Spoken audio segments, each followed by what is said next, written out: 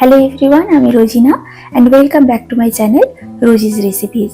আজ আমি শেয়ার করতে চলেছি সম্পূর্ণ নিরামিষ একটি রেসিপি, দই পটল।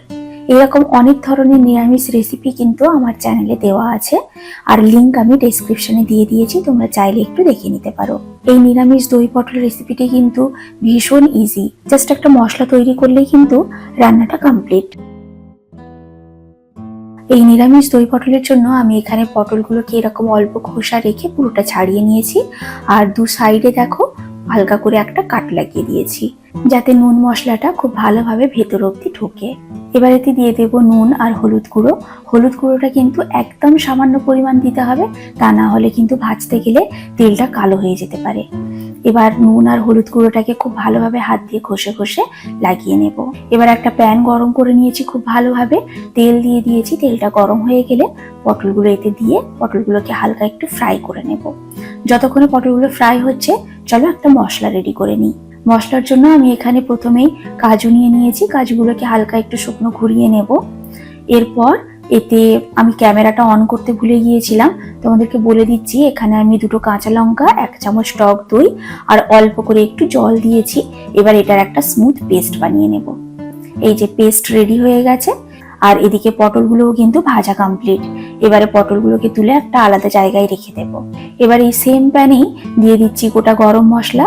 আমি এখানে লবঙ্গ আর এলাচ দিয়েছি, তোমরা চাইলে দারুচিনিও দিতে পারো। দিয়ে দিয়েছি 1 চামচ আদা থেতো করে।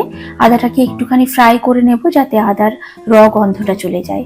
এবারে দিয়ে দিলাম হলুদ গুঁড়ো, লঙ্কা গুঁড়ো, ধনে গুঁড়ো, জিরে গুঁড়ো, অল্প একটু গোলমরিচের গুঁড়ো, একদম সামান্য পরিমাণ দিয়েছি গরম মশলার গুঁড়ো, আর দিয়ে দিলাম স্বাদ মতো নুন। এবার এই মশলাগুলোকে তেলে একটুখানি ফ্রাই করে নেব, আর এই সময় কিন্তু গ্যাসের ফ্লেমটা লো থাকবে। দিয়ে দিলাম অল্প একটু জল, যাতে মশলাগুলো পুড়ে না যায়। তোমরা চাইলে এই গুঁড়ো মশলাগুলোকে অল্প একটু জল দিয়ে গুলেও ইউজ করতে পারো। এবার দিয়ে দিলাম ভেজে রাখা পটলগুলোকে দিয়ে হালকা একটু কষিয়ে এবার দিয়ে দিচ্ছি টক দই আর কাজুর যে পেস্টটা বানিয়ে রেখেছিলাম, আর এই মিক্সির জার ধোয়া জলটাও একটুখানি দিয়ে দিলাম।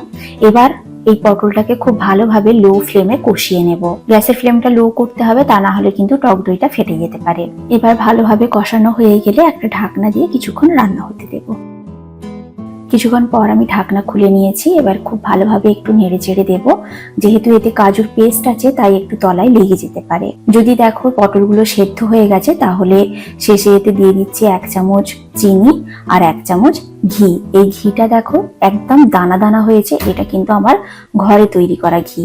এই রেসিপিটাও কিছুদিনের মধ্যেই আমি চ্যানেলে দিয়ে দেব।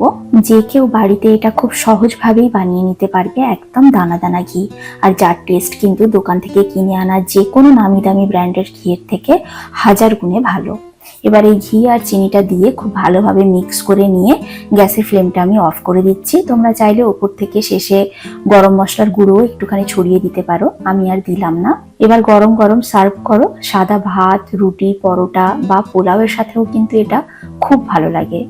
নিজেরা বাড়িতে একবার বানিয়ে দেখো, আর ভালো লাগলে অবশ্যই আমাকে কমেন্ট করে জানিও।